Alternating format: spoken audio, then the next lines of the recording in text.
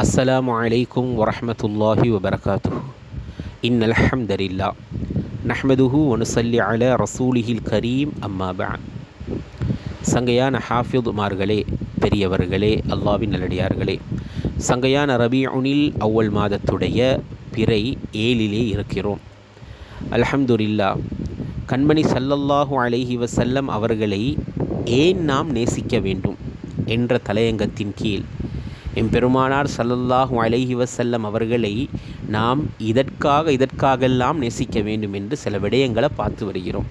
அதில் ஒன்று, ரசூல் ஸல்லல்லாஹு அலைஹி வஸல்லம் அவர்கள் எங்களை நரக நெருப்பிலிருந்து பாதுகாப்பதற்காக பெரும் தியாகங்களை மேற்கொண்டார்கள். அதுக்கு ஒரு உதாரணமாக ஒரு ஹதீஸை பார்த்தோம். ஒரு மனிதன் நெருப்பை இருக்கிறாரு, அதை நோக்கி விட்டில் பூச்சிகள் வருது, அது நெருப்பில் விழாமரிக்கு அவர் கைகளால் தடுத்து கொண்டே இருக்கிறாரு. இதை ரசூலுல்லாஹ் சொன்னாங்க. இந்த உதாரணத்தை சொன்னாங்க. இது எனக்கும் உங்களுக்கும் உள்ள உதாரணம்.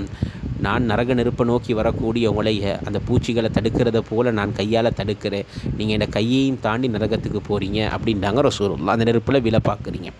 அப்போ ரசூலுல்லாஹ், ஒரு மனிதன் நரகத்தில் இருந்து ஈடேற்றம் அடைஞ்சு சொர்க்கத்துக்கு நுழைவிப்படுறது தான் ஒரு மனிதனுடைய மிகப்பெரிய ஒரு வெற்றி. ரசூலுல்லாஹ் அந்த நரக நெருப்பில் விழாமரிக்கு எங்களுக்காக பாடுபட்டாங்களே, அதுக்கு நாங்கள் ரசூலுல்லாவுக்கு நேசத்தை கொடுக்க நிறைய கடமைப்பட்டு இருக்கிறோம். அடுத்தது 2வதாக பார்த்தோம், அந்த கடுமையான வெப்பமான அந்த மஹ்ஷருடைய மைதானத்தில் கண்மணி ஸல்லல்லாஹு அலைஹி வஸல்லம் அவர்கள் சங்கையான அந்த ஜன்னத்தில் இருக்கக்கூடிய கௌசர் என்ற அந்த ஆறிலிருந்து மஹ்ஷருடைய மைதானத்தில் ஹவுல் உருவாக்கப்பட்டு அதில் நிரப்பப்படுற அந்த கௌசருடைய நீரை எங்களுக்கு ஸல்லல்லாஹு அலைஹி வஸல்லம் அவங்க அந்த மஹ்ஷரில் புகட்டுவாங்க. அந்த நீரை குடிச்சிட்டா மாஷா அல்லாஹ் சொர்க்கம் போகிற வரைக்கும் தாகம் இருக்காது. அப்போ அது எவ்வளோ பெரிய ஒரு பாக்கியம். அந்த நேரத்தில் நீர் பெரிய ஒரு பொக்கிஷம். அதே போல் 3வதாக பார்த்தோம், அல்லாஹ்விடத்தில் யாரும் அவன் அனுமதி இல்லாமல் ஷஃபாஅத்து செய்ய இயலாது. ஆனால் ஸல்லல்லாஹு அலைஹி வஸல்லம் எல்லா நபிமார்களும் கையை விரிச்சதுக்கு பின்னால் ரசூல் ஸல்லல்லாஹு அலைஹி வஸல்லம் எங்களுக்காக ஷஃபாஅத்து செய்வாங்க. அது அந்த ஷஃபாஅத்துக்கு நாங்கள் ரசூலுல்லாஹ்க்கு எவ்வளோ கடமைப்பட்டிருக்கிறோம். அந்த அமைப்பில் ரசூலுல்லாவை நாங்கள் நேசிக்கணும். அடுத்தது, ஸல்லல்லாஹு அலைஹி வஸல்லம் அவர்கள் எங்களுக்காக இரத்தம் சிந்திருக்கிறாங்க. அதோட பல கஷ்டங்கள் செஞ்சிருக்கிறாங்க, பல கஷ்டங்களை சுமந்திருக்கிறாங்க ரசூலுல்லாஹ், பல கஷ்டங்களை தாங்கி இருக்கிறாங்க ரசூலுல்லாஹ். அந்த அமைப்பில் தாயிஃபுடைய வரலாறை பார்த்து வந்தோம். ஸல்லல்லாஹு அலைஹி வஸல்லம் அவர்கள் அந்த இரத்த வெள்ளத்தில் இருக்கிற நேரத்தில் அத்தாஸ் என்று சொல்லக்கூடிய ஒரு கிறிஸ்தவர் நபி ஸல்லல்லாஹு அலைஹி வஸல்லம் அவர்களுக்கு திராட்சையை கொடுக்குறாங்க. அவர்கள் பிஸ்மில்லாஹிர் ரஹ்மானிர் ரஹீம் சொல்லி ரசூலுல்லாஹ் சாப்பிட்றாங்க. இது யாருன்னு கேட்குறாங்க. அப்புறம் யூனுஸ் அலைஹிஸ்ஸலாத்துடைய வரலாறு பேசப்படுது. அவர் ஸல்லல்லாஹு அலைஹி வஸல்லம் அவங்களுடைய நெத்தியிலும் நபியுடைய கைகளிலும் நபியுடைய பாதத்தில் முத்தமிடுறார். இதை பார்த்து உத்துபாவும் ஷெய்பாவும் கேட்குறாங்க, வெக்கம் இல்லையா அவங்களுக்கு? அதிலிருந்து தான் நாங்கள் இன்ஷா அல்லாஹ் இன்றைக்கி பார்க்கணும். ஸல்லல்லாஹு அலைஹி வஸல்லம் அவங்கள பார்த்து அவர் சொன்னார், உத்துபா ஷெய்பாவிடத்தில், இந்த உலகத்தில் எனக்கு மிக முக்கியமானவர் இவர் தான், எல்லாத்தையும் விட இவர் தான் மிக முக்கியமானவர், இவர் அல்லாஹ்வுடைய தூதர் ரசூல், அது உங்களுக்கு தெரியுது இல்லையா அப்படின்னு உத்துபா ஷெய்பா கிட்டையும் அவர் கேட்பார். சங்கையானவர்களே, அல்லாஹ்வின் நல்லடியார்களே, இந்த அத்தாஸ் என்று சொல்லக்கூடியவர் இருக்கிறாரே, இவர் தான் ரசூலுல்லாஹ்ட இந்த மாதிரி நபியுடைய இந்த விஷயங்களை கேட்டு அவர் ஈமான் கொண்டவர். வரலாற்றாசிரியர்கள் தெளிவுபடுத்துகிறாங்க, இந்த அத்தாஸ் இருக்கிறாரே, இந்த அத்தாஸ் இஸ்லாத்தை ஏற்றுக்கொண்டு இவருடைய வழித்தோன்றல்கள் பரம்பரையின் மூலமாக தான் இஸ்லாம் ஆசிய நாடுகளுக்கு வந்ததுன்றாங்க. அதாவது இப்போ ஸ்ரீலங்கா கூட எங்கட நாட்டுக்கு கூட ஈமான் வந்ததில் அடிப்படையான வழித்தோன்றல் அங்கேருந்து தான் வருது, அத்தாஸ்லேருந்து வருது, ரசூலுல்லாவுடைய அந்த தியாகம். அதனால தான் ஆரம்பத்தில் நாங்கள் சொன்னேன்னா, ரசூல் ஸல்லல்லாஹு அலைஹி வஸல்லம் இந்த ரத்தம் சிந்தினதை பார்த்து அவர் ஈமான் கொண்டதால் தான் இன்றைக்கு எங்களுக்கு ஈமான் வந்து சேர்ந்திருக்குது. அப்போ ரசூலுல்லாஹ்க்கு இந்த விஷயத்தில் நாங்கள் எவ்வளோ கடமைப்பட்டிருப்போம். ஈமான் இல்லைன்னு சொன்னால், களிமா கிடைக்கலன்னு சொன்னால் இவ்வளோ பெரிய நஷ்டவாளி. உலகத்தில் இருக்கக்கூடிய மிக மிக பெரிய பொக்கிஷம் ஈமான். ஈமான் இல்லைன்ற துனியாவும் நஷ்டம், ஆகிராவும் நஷ்டம். சங்கையான மாணவர்களே, அல்லாஹ்வின் நல்லடியார்களே, அப்போ ஸல்லல்லாஹு அலைஹி வஸல்லம் அவர்களிடமிருந்து ஈமானை ஏற்றுக்கொண்ட அந்த அத்தாஸின் மூலமாகத்தான் ஆசிய நாடுகளுக்கு இஸ்லாம் வந்ததாக வரலாற்று ஆசிரியர்கள் ஆதாரபூர்வமான வழித்தோன்றல்களை வச்சு சொல்கிறாங்க. இன்னும் தாயிஃபுக்கு போனால் பார்க்கலும் மாஷா அல்லாஹ் மஸ்ஜிது அத்தாஸ் அப்படின்னு ஒரு பள்ளியே இருக்குது, ஒரு மஸ்ஜிதே இருக்குது, அவரோட பேரில் ஒரு மஸ்ஜிதே இருக்குது. எல்லாம் சங்கப்படுத்துகிறான் அவரை, மஸ்ஜிது அத்தாஸ்ன்ற பள்ளி. அந்த மஸ்ஜிதுக்கு பக்கத்தில் போனவர்களுக்கு தெரியும் அல்லாஹ் அங்கே செல்லக்கூடிய பாக்கியத்தை தந்தான். அல்ஹம்துலில்லாஹ், எல்லா புகழும் இறைவனுக்கு. அந்த மஸ்ஜிது அத்தாஸ் அடுத்தாப்பில் ஒரு சின்ன ஒரு அழகான ஒரு பஜார் மாதிரி ஒன்று இருக்கும். அதாவது தாயிஃபில் தான் பழைய மார்க்கெட் இருக்குது அரபிகளுடைய, அதுக்கு சொல்லுவாங்க அசூக் ஒக்காத் அப்படின்னு இருக்கும். அது பழைய மார்க்கெட்டெல்லாம் அங்கே இருக்குது. அதில் ஒரு பகுதி தான் அந்த மஸ்ஜித் அத்தாஸுக்கு பக்கத்தில் அப்படி ஒரு சின்ன அழகான மார்க்கெட், ஃபுட்ஸ் எல்லாம் நிறைஞ்ச ஒரு மார்க்கெட் ஒன்று இருக்குது. சங்கையானவர்களே, அந்த மஸ்ஜித் அத்தாஸை தாண்டி கொஞ்சம் தூரம் நடந்து வந்தோம்னு சொன்னான், கொஞ்சம் தூரம் வந்தோம்னு சொன்னால், பெரிய தூரம் இல்லை, கொஞ்சம் தூரம் வந்துட்டோம்னு சொன்னால், மாஷா அல்லாஹ் ரசூல் ஸல்லல்லாஹு அலைஹி வஸல்லம் அவங்க அந்த இரத்த வெள்ளத்தில் உட்கார்ந்த ஒரு கல் இருக்குது. நபி அவர்கள் உட்கார்ந்த ஒரு கல் இருக்குது. அந்த கல்லில் இன்னும் நபி ஸல்லல்லாஹு அலைஹி வஸல்லம் அவர்களுடைய இரத்தத்துடைய அந்த கரை இருக்குது. இரத்தம் ஏனையவர்களுடைய இரத்தம்டா தான் அது கரைன்னு சொல்லணும். நாங்கள் ரசூலுல்லாவுடைய இரத்தத்தை கரைன்னு சொல்லக்கூடாது. அது ஒரு அடையாளம், அது ஒரு பொக்கிஷம், அது ஒரு அடையாளம், அது ஒரு பொக்கிஷம். ஸல்லல்லாஹு அலைஹி வஸல்லமுடைய அந்த இரத்தத்துடைய அடையாளம் அந்த இடத்துல இருக்குது. அந்த பக்கத்தில் ஒரு சின்ன ஒரு மஸ்ஜிதும் இருக்குது. அந்த மஸ்ஜிதுடைய பேர் மஸ்ஜிதுல் கூ அப்படின்னு நினைப்பாங்க. சிலர்கள் மஸ்ஜிது ரசூலில்லான்னு சொல்லுவாங்க, ரசூல்லாவுடைய பள்ளின்னு சொல்லுவாங்க. பெரிய இடம் இல்லை, சினோர் இடம். அங்கே பெருசாக தொழுகை நடக்கிற பள்ளி இல்லை, அது ஒரு ஞாபகார்த்தமாக இருக்கக்கூடிய மஸ்ஜித், அதுக்கு பேர் இருக்குது மஸ்ஜிதுல் கூன்றது ரசூல்லா அந்த உட்காந்தாங்க, அந்த உட்காந்த கருத்து அதுக்கு இருக்கிறதால. அரபில் ருக்கு என்று சொன்னால் குனிந்து வணங்குதல்னு கருத்து, கூ என்று சொன்னால் முழங்கை, கூ ஐன் ரெண்டு முட்டுக்கைக்கு சொல்லுவோம். அப்போ கூன்றது அது ரசூல்லா முழங்கையை வச்சு உட்காந்தாங்க இல்லையா, அதனால் மஸ்ஜிதுல் கூ அப்படின்னு அதுக்கு ஒரு பேர் இருக்குது. அந்த மஸ்ஜிதுக்கு முன்னால் மஸ்ஜித் அலி அப்படின்னு ஒன்று இருக்குது.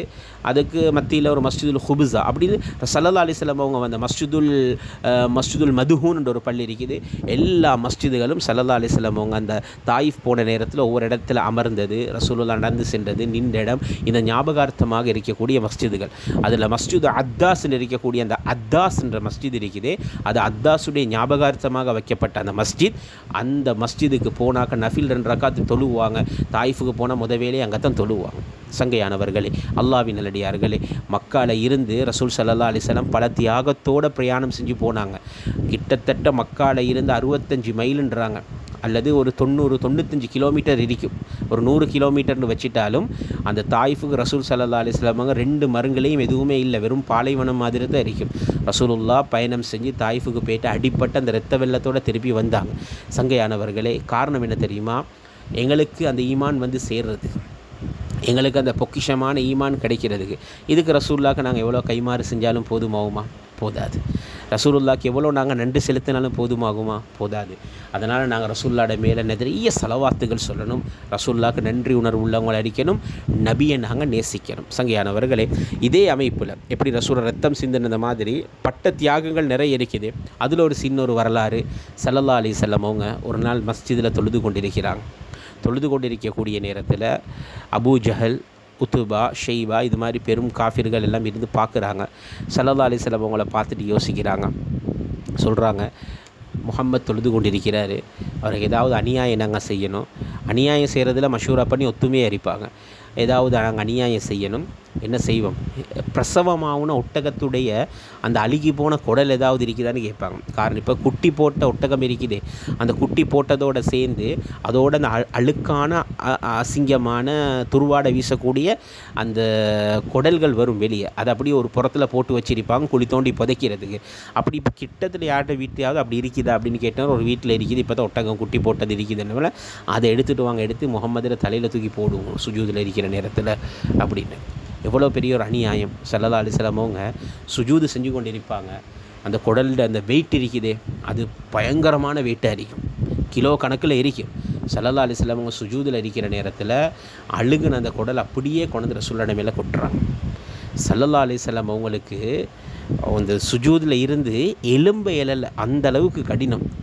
எப்படி இருக்குது? துருவாடை, அழுக்கு, தண்ணியாக வடிஞ்சு ஓடுது. அது அது அது வர்ணிக்க இயலாத அளவுக்கு ஒரு ஒரு பயங்கரமான ஒரு கேவலமான ஒரு ஒரு ஒரு செயல். அந்த செயல் ஸல்லல்லாஹு அலைஹி வஸல்லம் அவங்களோட எழும்ப முடியலை. அந்த நேரத்தில் ஒரு பிஞ்சு கைகள் அந்த ரசூலுல்லாவுடைய அந்த உடம்பில் இருக்கக்கூடிய அந்த பிஞ்சு கை அவசரமாக எல்லாத்தையும் அப்படி தள்ளுது. யார்? ஃபாத்திமா, ரசூலுல்லாவுடைய ஈரக்கொலை. ஸல்லல்லாஹு அலைஹி வஸல்லம் அவங்களோட இதாக்கிட்டு, எங்களோட வாப்பா உங்களுக்கு என்ன அநியாயம் செஞ்சார், எங்களோட வாப்பா உங்களுக்கு என்ன கஷ்டம் தந்தார், நல்லதை தானே சொன்னார், அல்லாஹ் ஒரு தண்டு தானே சொன்ன, இந்த கருத்துப்பட ரசூலுல்லாஹ்க்காக வேண்டி சப்போர்ட் பண்ணி பேசினாங்க ஃபாத்திமா அந்த சின்ன வயசில். ஸல்லல்லாஹு அலைஹி வஸல்லம் அவங்கள பார்த்து கவலைப்பட்டாங்க. என்னோடய வாப்பாக்கு இவ்வளோ அநியாயம் சரி, அவ்வளோ அநியாயத்தை சுமந்தாங்க ஸல்லல்லாஹு அலைஹி வஸல்லம் அவங்க. அந்த நேரத்தில் ஃபாத்திமா நாயகி அப்படியே எடுத்து நெஞ்சோடு அணைச்சி கொண்டாங்க. என்ன அர்த்தம்? எனக்கு நீ உனக்கு நான் அப்படின்னு சொல்லாமல் ரசூலுல்லாஹ் சொல்லி அந்த பிஞ்சு குழந்தை அந்த சின்ன வயசில் அவ்வளோ தைரியமாக வீரமாக அந்த குறைஷி காஃபிர்களை பார்த்து கேள்வி கேட்டாங்க. ஃபாத்திமா நாயகி என்ன விளங்கு இந்த வரலாறுல ஸல்லல்லாஹு அலைஹி வஸல்லம் அவங்க அவ்வளோ கஷ்டப்பட்டாங்க. அவங்களுக்கு மார்க்கத்தை சொகுசாக சொல்ல இருந்துச்சு, ஆனால் அப்படி சொல்லலை. பல கஷ்டங்களை சுமந்து தியாகங்களை சுமந்து ஸல்லல்லாஹு அலைஹி வஸல்லம் அவங்க எத்தனையோ இடங்களில் கேவலப்பட்டு நபி அவர்கள் இடத்துல எத்தனையோ பேர் பல வார்த்தைகளை சொல்லி உள்ளத்தை புண்படுத்தி, தாயிஃப்ட வரலாறு பெரிய வரலாறு. ரசூலுல்லாஹ் போய்ட்டு அங்கே அடிபட்டு வந்தது. மக்கா குறைஷி காஃபிர்கள்ட்ட மக்கால எத்தனையோ துன்பங்கள் பட்டாங்க, எத்தனையோ கஷ்டங்கள் பட்டாங்க. எல்லாத்துக்கும் காரணம் என்ன? தீன் எங்கிட்ட வந்து சேரணுன்றதுக்காக வேண்டி நபியுடைய இந்த ஒவ்வொரு தியாகத்தால் அல்லாஹு ரப்புல் இஸ்ஸத் இன்றைக்கு எங்களை ஈமான்தாரியாக அவனை ஏற்றுக்கொள்ளக்கூடிய பாக்கியத்தை, அது இஸ்லாத்தை ஈமான் அல்லாஹ் எங்களுக்கு தந்திருக்கிறான்னு சொன்னால் அதுக்கு முதன்மையான காரணம் ஸல்லல்லாஹு அலைஹி வஸல்லம் அவர்கள் தான். எனவே சங்கையானவர்களே, அல்லாஹ்வின் நல்லடியார்களே, அப்போ ரசூலுல்லாவுடைய தியாகத்தை நாங்கள் நினைக்கிறதோட ரசூலுல்லாவை இப்படியெல்லாம் எங்களுக்கு வேண்டி கஷ்டப்பட்டுக்கிறாங்களா, எவ்வளோ தியாகங்களை ரசூலுல்லாஹ் சுமந்திக்கிறாங்களா, அவங்களோட அந்த தியாகத்தால் தான் இன்றைக்கி அல்லாஹு ரப்புல் இஸ்ஸத் எங்களுடைய உள்ளத்தில் ஈமானை தந்து எங்களோட ஒரு முஃமினாக முஸ்லீமாக அல்லாஹ் ஆக்கி வச்சிருக்கிறானா, இதை நாங்கள் தெரிஞ்சுக்கொள்ளணும். அத்தாஸ் மூலமாக ஆசிய நாடுகளுக்கு இஸ்லாம் வந்து இன்றைக்கு நாங்கள் எங்களோட தாய் தந்திரர்கள் மூலமாக ஒரு முஸ்லீமாக முஃமினாக நாங்கள் இருக்கிறோம்.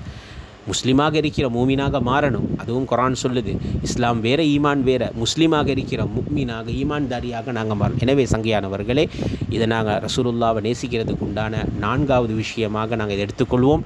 ரசூலுல்லாவை நாங்கள் நேசிக்க ரப்பி அவர்கள் எங்களுக்காக இந்த ஈமானுக்காக எங்களுக்கு எத்தனையோ தியாகங்களை ரத்தம் சிந்தி பல கஷ்டங்களை சுமந்து எங்களுடைய உள்ளத்தில் இந்த ஈமான் வந்து சேர்றதுக்கு காரணமாக இருக்கிறதால ரசூலுல்லாவை நாங்கள் நேசிக்கிறதுக்கு அது ஒரு காரணமாக இருக்குது. கட்டாயம் நபியை நாங்கள் நேசிக்க வேண்டும். அகூலு கௌலி ஹாதா லக்கும் அஸ்தக்ஃபிருல்லாஹ் லி வலக்கும் வலிசாயிரில் முஸ்லிமீன வல் முஃமினீன் அஸ்தக்ஃபிரு இன்னஹு லகஃபூருர் ரஹீம்.